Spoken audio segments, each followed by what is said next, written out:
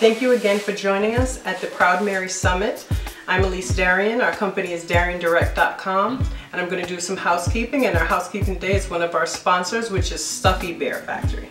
The Stuffy Bear Factories is where memories are made, and what you do is you come with your children if you'd like to, and they pick whatever animal or stuffy bear type thing that they have. They stuff it themselves, they give it a birth certificate.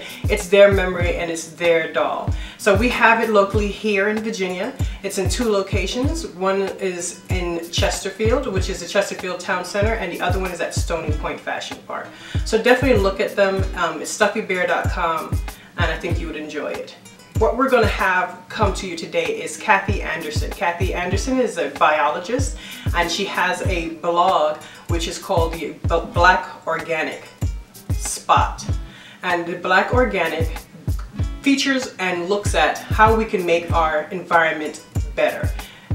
Being a biologist, I'm sure she has a plethora of different things that she can tell us on what's good and what's bad to have in our home. So she's going to be someone that I'm introducing to you. And then again, of course, we have Kay Thompson for our beauty tips. Hi ladies, my name is Kay Thompson, self-taught makeup artist, and again I'm going to give you another beauty tip. Mascara. Mascara is for your lashes. Sometimes we want them to be very full, voluptuous.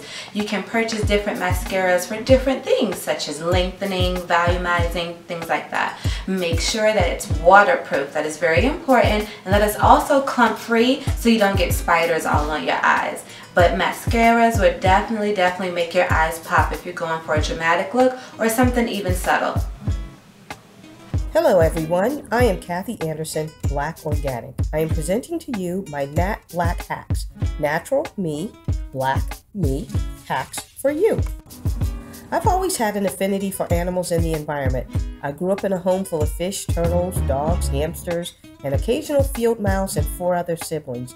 We spent most of our days outdoors running through the woods, open fields, and streams.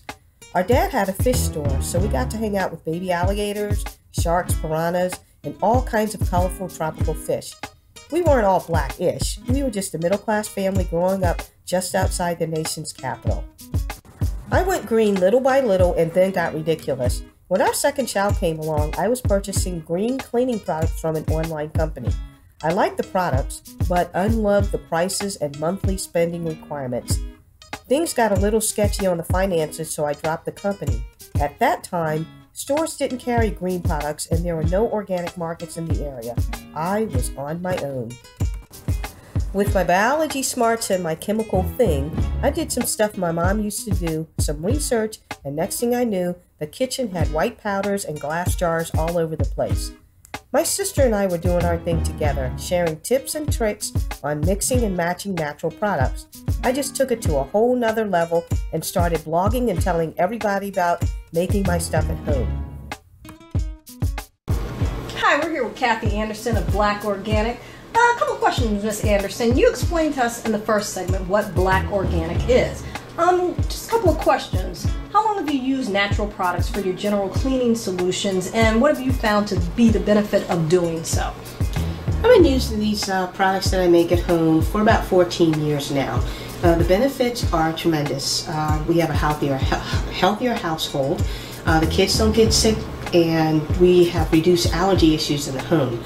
So the products have made a difference in our health, and there's also savings in our wallets. The products that I make are low cost, they're not expensive at all, and we've saved enough money so that when I go out and purchase foods, I can get the healthier foods from the farmer's market, and I can also get organic products that I like to eat. They taste better, they're healthier for us, so in general, all the way around, it's a money savings and a health benefit, which will save us down the road, because the problems that we avoid with using these products are the long-term medical conditions, diabetes, and potentially the cancers. So we're not bringing the poisonous chemicals into our home. We're reducing our chances of health problems now, as well as far as into the future. And with that, we will save money because we won't have a lot of medical bills. Honestly, our family went to the doctors 0 times this past year. Nobody got sick, and so everything worked out. I'm happy about it, and and that's That's pretty much it. So you could say a spotless house full of commercial cleaning products is a sicker, dirtier home than a cluttered house unpolluted? Certainly. The thing is, things like books, papers, toys, they're not giving off the chemicals. And when you clean with the chemicals such as the numbered products that you find in the stores or the highly fragrant things, those smells and those chemicals linger. Anything that you put on your dishes or on your clothes, they stay there. So that blue stuff that you put in your dishwasher, you're eating it. The dryers, sheets that you use in your dryer, those chemicals end up on your clothes and you wear them all day long. So you're going to have the itchy skin, you're going to have the watery eyes, you're going to have problems, and honestly, I don't want that. I just would rather clean with natural products that don't smell, there's no fragrance, it's all white, it's colorless. So we're not bringing in the dyes, the chemicals, the fragrances. It makes a difference. I feel a lot better, the family feels better, and all the way around, I just like it. It's good for me, and I'm going to continue to do so. Well, I'm sure the audience can agree. Where can we purchase these products? Online and some local stores?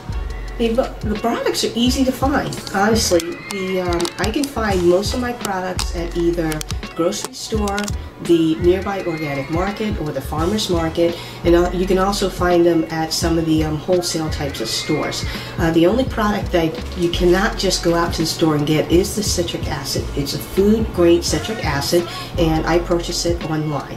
This is the same as citric acid that people use when they're making candy. It's edible. I don't eat it. When I mix that product with the other things to make the dish detergent, you can smell it, but it's a powder. So you don't want to inhale those powders. And even though the products are natural, it does not mean that they're not dangerous. The borax, you don't inhale borax. So when I make my products, as soon as I'm done making them, I do wash my hands. So I make sure that I'm not getting the powders into my lungs. And honestly, it's not hard to do. You make what you're going to make, you get it done, and you're finished. Clean up when you're done. And that way it's not on your skin for very long, and that's it. How many products does it normally take for one cleaning product? If, for instance, let's say if you have some type of tub and tile cleaner. Well, when I use those types of cleaners, honestly, it's 2 products, sometimes 4. I think the ones that I use on a day-to-day basis, no more than 4 products. So I'm mixing lemon with vinegar. 2 products, that'll clean tub, that'll clean tile, that'll clean floors, countertops, sinks. So the deodorant that I make, 4 products. The washing detergent for the dishwasher, 4 products. For my laundry detergent, most of it's water. So I have soap, water, baking soda, 3 products, I'm done. Doesn't take long to mix and match my products to make what I need to do for everything that I do around the house. So how do you store your products once you've mixed all of the different products together? Well, the dry products, the powders, I could store them in glass jars, and sometimes I store them in little plastic tubs. It depends what I use it for. So if I use it for laundry, it's a dry product, it's not wet, then I don't have a problem using a plastic container. But if it's a body product for my hair, toothpaste, deodorant, I always put those in glass. I do not want the products that I put in my mouth and in my body to have chemicals leach from the plastic containers, so I store those in glass. Glass does not absorb materials, and it does not leach materials. So for your personal body use and hygiene, glass is the best thing to store them in. So, well, I'm sure the audience, you've given the audience some very good information, so let's get right to it. What are you presenting to us today? Okay, today I'm going to present easy ways that take minimal amount of time and to create useful products, and I'll provide you a few tips along the way.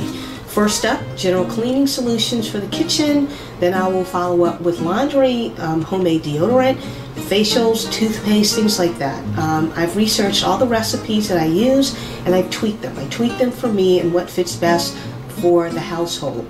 Everyone has different water, hard water, soft water, and you also have different skin, hair. So every product that you make, you need to make it fit you, and that's what I do, and that's what I encourage you to do.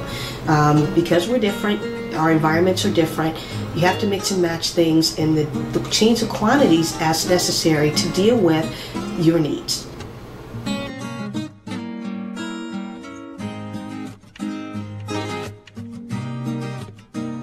Okay, here we are with a stove that needs cleaning. So keeping it simple, vinegar and lemon juice, spray it all over, and see, get these spots. Now, easiest thing to do, grab some baking soda. Take baking soda, see it bubble up.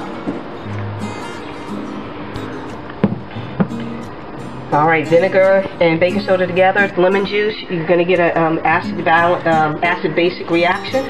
So once you do that, you take it and just go in circles and see, very inexpensive cleaning, and it gets done. And you don't need those expensive, highly potent, high smell, fragrance cleaning products to get your stove clean. And just keep going in circles, and if you have a spot that has a little bit more stuff on it, like this little brown spot here, you can scrub a little bit harder, or you can take the solution and let it sit. Notice that the baking soda turns brown. It's because it's absorbing the burnt material that's on the stove. So again, just let that sit while you continue to clean around the stove and get all your edges. Just keep it moving. And let's go back to this spot here. And it's just about up. Okay, didn't take much. Now, if you find that you're finished and it's not all gone, you could take a wet cloth and let it sit overnight.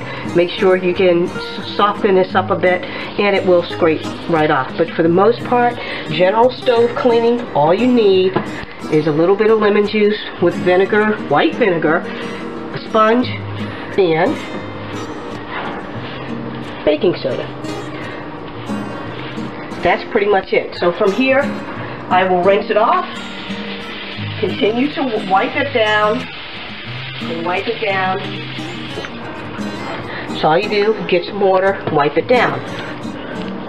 Now this is basically day-to-day cleaning, and again, if you have bigger problems on your stove, you can put that pile here, let it sit, and then the next day or an hour later come back, clean it up. The easiest thing to do to clean this up, once you're done wiping it down with your water, you're going to see a white film. And you just keep on rinsing.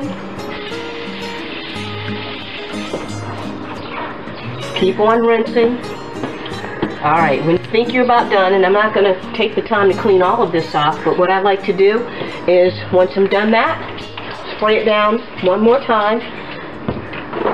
This vinegar and lemon juice will take up the rest of the baking soda. So from here, you have a clean stove.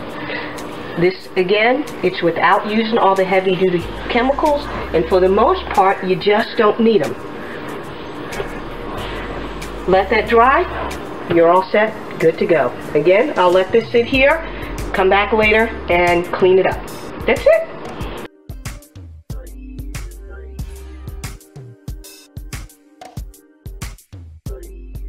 Here we have a pan that was used for breakfast this morning. Now you notice that you have a little hardness in here, and you don't want to just scrub it right away because you don't have time, but come back later. The easiest thing to do to clean this up is grab some water. I usually fill it halfway, about as much as I have hot water wise to cover up where most of the gunk is. Now get this to boiling, and only thing you need to do here is grab some soap. I use this Castile soap. Squirt one squirt in there, let it boil.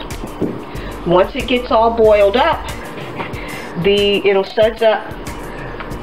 And once the water starts boiling a little bit, you'll see that it starts sudsing up. So let it boil for about a minute or so, and that's all it takes. And if you notice, the bubbles get bigger and bigger as it warms up. So once it gets to the point that the soap starts to come out of the pan, or even before then, I turn it down and let it simmer for a little bit. So at this point here, I'll go ahead and let it simmer and sit. Now depending on how much baked on crust you have, you can let it sit a little bit longer. And if you burn beans or burn eggs, this technique works great. No chemicals, it's just water, a little bit of soap, and that'll take care of softening up your materials that are burnt onto the pan. Once your pan cools off, just put a little bit of soap in it and use your sponge. And I like these eco-friendly sponges. They're made out of recycled material. And so from this point, the material has softened up tremendously. All I have to do is soap it down and wipe it up. Now, just doing that, it's pretty much gone. Now, if you have a little bit more of a problem with the material, just pour a little baking soda on there and make a paste with whatever soap's in there. Get to scrubbing. The baking soda is more of a micro abrasion. The pores on the sponge are a little bit larger, but this baking soda really gets in and works itself into the little pores and the micro topography of the pan, if you want to call it that. So that's pretty much it. I'm going to rinse this off and then I'll show you what it looks like. See, pan's all clean now. Didn't take much. No smelly, fragrant, poisonous chemicals to clean it. A little bit of soap, a little bit of water, a little bit of baking soda is all done. Now if you want your old pan to look great, spray a little vinegar in there and wipe it down, and that takes care of your cooked over breakfast pan.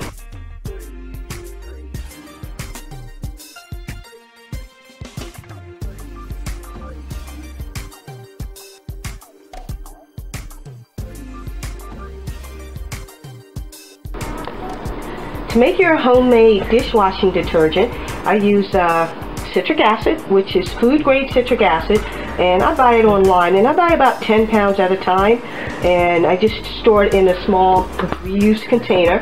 And right now it's equal parts of each item. Next up, kosher salt, and this kosher salt has a harder grain to it, so this helps with getting your dishes clean. Pour that in. Next ingredient is super washing soda, and you can get this at the store for a couple dollars, and I pour that in next. The last ingredient is borax. Now borax is what makes your dishes cloudy, so I don't use the equal amount. I just do a little bit less than what I do of the other ingredients, and this is what I found that works for my particular dishwasher. And all I do from here is stir it up and shake it up, and then I go ahead and I fill both the pre-wash and the wash containers with this mix and let it go. Now the one thing about making your dishwashing powder for your machine is depends on how much hard water or soft water that you have. So you have to play around with this recipe to see what best fits for you. And what fits for my particular washing machine and the water that we have in our neighborhood is the equal parts of 3 ingredients and a little bit less of the borax.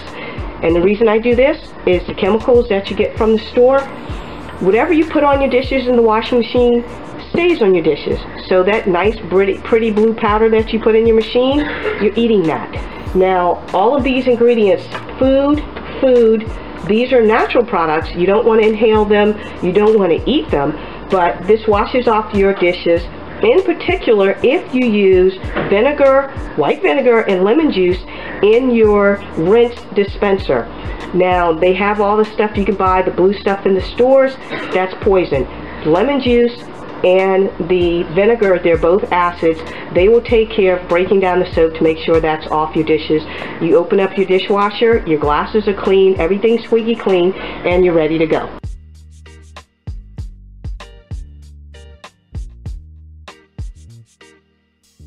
We are making my liquid laundry detergent, and all you need is a 1 full cup of baking soda. Measure it out. Then you need a 1/4 cup of Castile soap, and the rest is water. That's it. So what I'm going to do today is I'm going to show you the easiest way to pour your baking soda into a container and not get the powder everywhere is to mix it with water first.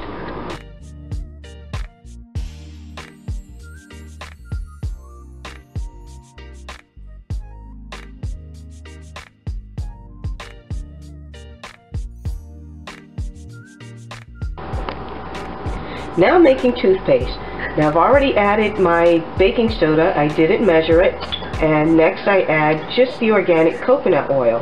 Chunk it up so that you have an oily powder, but it's not mixed or melted. And what I do is wet my toothbrush, dip it in, get enough oil and get enough coconut oil in the baking soda, and brush away. This cleans, it's a disinfectant, it's non-fluoride, and this will clean your mouth and you will have fresh breath. Now, some people don't like the flavor. This has a saltier coconut flavor, so you can add the food grade peppermint flavoring, and 1 or 2 drops will do, and then you'll have a nice coconut peppermint flavor. Tastes pretty good, and it's easy on your family and friends.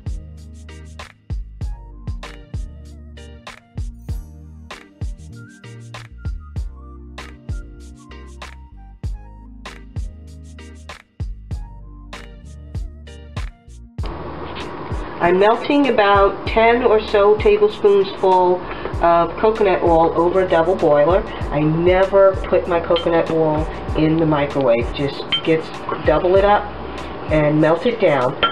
So once it's totally melted down, then I can remove it, and it's not that hot because I didn't put it on high temperature.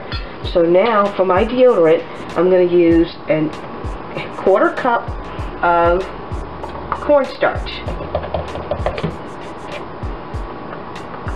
And that's about an even 1/4 cup. So I pour that in. Then I use 1/8 of a cup of bentonite clay. And the reason I use 1/8 of a cup of bentonite clay is because I'm cutting the baking soda with the clay. A lot of people cannot handle just the baking soda mixture. So I cut it with the clay, use 1/8 of a cup of baking soda, and the 1/8 of a cup of clay. Now I have my ingredients: the liquid warmed coconut oil, cornstarch, bentonite clay, and the baking soda. All I do is stir it up, and this deodorant, instead of being white, if you're just using baking soda, takes on the grayish green color of the clay. So stir it up real well, and it's a liquid. From here, all I do is pour it into my container and let it solidify. Now you can let it solidify at room temperature, or if you need it relatively soon, just solidify it in the refrigerator.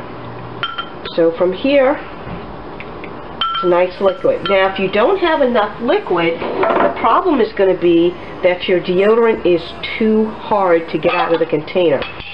And when the deodorant sets, it sets just like normal deodorant as a stick. Put my top on it, put it in the fridge. When I'm ready to do it, it's a solid, and I just use my finger and scrape some of it out of the container and put it under my armpits, and off I go. This deodorant works. It takes me early mornings, off to work, I come home, go to the gym, work out, get home, and I still smell early morning.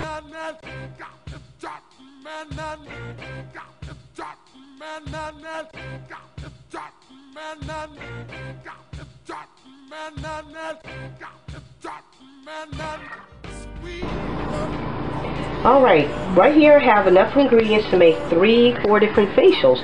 Now, early morning, I have my coffee. I'm going to take my used coffee grounds, and I use organic coffee because I just drink organic coffee. But you don't have to measure anything. Just put a few coffee grounds in, add cinnamon, just a shake, and find a small grain salt. And you don't want to use a rough grain because this is your facial, and you can also use this on your hands.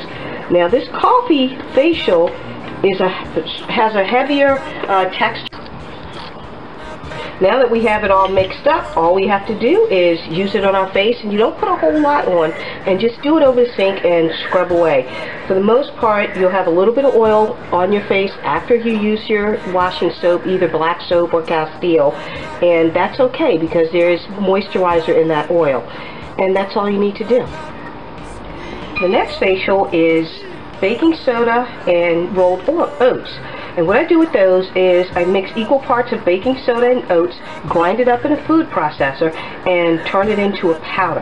And this is a nice fine powder. Pour a little bit, and I don't really measure it, into a container. And I put this, seal it tight, because I am going to use a lot of this. Next, I use buckwheat honey, and I like the buckwheat because it doesn't taste that great, so I don't mind using it for my facial because I'm not eating it. All these ingredients are edible. All I do is stir it up and stir it up, and as I stir, I just keep adding more and more honey, and sometimes you may need a lot, but for the most part, the honey turns a light color mixture. And just keep stirring and keep stirring. And once you have a nice thick goo, I take this, and this is what I put on my face. And I let this sit for about 15 minutes, and I do this in the evening before I go to bed, and I do the same with my hands. After that, I let it sit, and it's still sticky, but it's okay. When I'm ready to rinse it off, I rinse it off, and I do nothing else to my skin. I don't put soap on it or anything. And this mixture, basically the residue is left on my face overnight. That's not a problem. This is really good. You still get that good scrub because your oats aren't 100% broken down. So you still have that scrub element. And the honey is also, it hurts bacteria, crushes bacteria. So that helps with your acne. In the morning, what I do is, all I do is get up, put a little honey in my hands, and I wash my face with honey only. And then I'm gone for the day. When you rinse off the honey, it's not sticky. It's just as if you use soap. But the honey is a cleanser, tastes good, it's excellent for your health, so that's what I use to wash my face. Another facial is a clay mask. Take that bentonite clay that I made deodorant with earlier, put a little bit into a glass jar, and then I use Bragg's raw organic apple cider vinegar, and just pour a little bit in, and it'll get all foamed up, just as if you use baking soda. Now you can either do baking soda and apple cider vinegar, or you can do the bentonite clay and apple cider vinegar. And stir it up.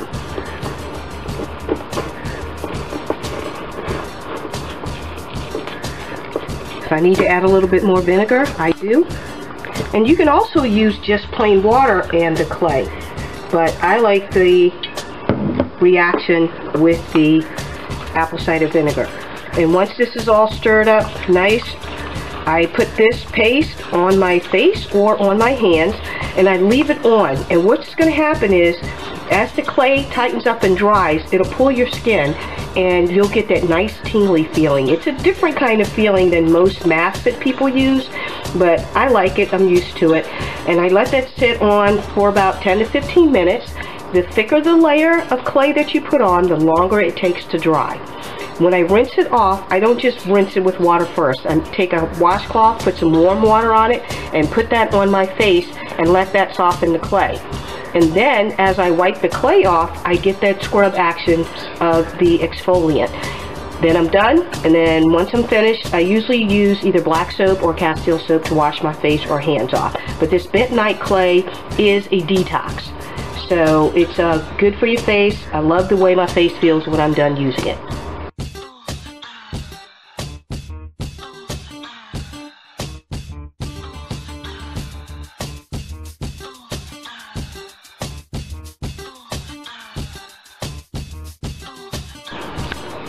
Now that I have my double boiler going, I'm getting ready to make my hair, skin, nails, lips, oil, whatever I use it for. And I take my African shea butter, dump it in. I don't measure this because no need to measure it. Just dump it in there and stir it around, let it melt. Now you can use plain shea butter. What I like to do is mix mine with coconut oil. And this container of coconut oil, it's not the organic one, but I get this big giant container from the farmer's market for about $15. Save yourself some money. You don't have to get organic coconut oil for everything. So pop that in, and then what I do from here is I just keep stirring and it melts up. Now I use this mixture and I pour it into a small container. Now I also add olive oil. So olive oil will make a softer consistency, and so I don't really measure that. I just put a little bit in there, and it's a looser mixture once it cools down and settles. So I just keep on stirring and keep on stirring. And you notice that the coconut oil melts faster than the shea butter. And so the shea butter takes a higher temperature to melt. Alright, and usually I wait till it breaks all the way down. Most of the time I don't. This is good enough. And when I'm done, I take this out of my double boiler and I pour it into a glass jar. And it's actually not that hot, so. And I am done. Pop my top on, and this will cool into a solid mixture, and it'll have a yellow color to it. But this is my everyday. I take it with me, keep it in my purse, I put it in the car. I even have a jar of this sitting at work. Black Organic is my passion. I've dedicated myself to ensuring our home and our family are chemical free. My husband is cool with all the Black Organics, but he enjoys scented products, so I don't get on his case too much about the things he's responsible for. His own laundry, cleaning up behind the dog. Everything else is my game, and he plays along like a champ. Join me for Natural Black Hacks. I've enjoyed my time with you, and it is my wish that you take these tips and start making your own products. If you have any questions or concerns, feel free to send me an email to black.organic@yahoo.com. Call me at 301-922-7081 or catch Black Organic on Facebook. For more recipes, go to blackorganic.blogspot.com. If you're in the DC, Maryland, Virginia area, I can come chat with your family or group about my work, and we'll show you how to make your stuff at home. Take care, be well, and be you.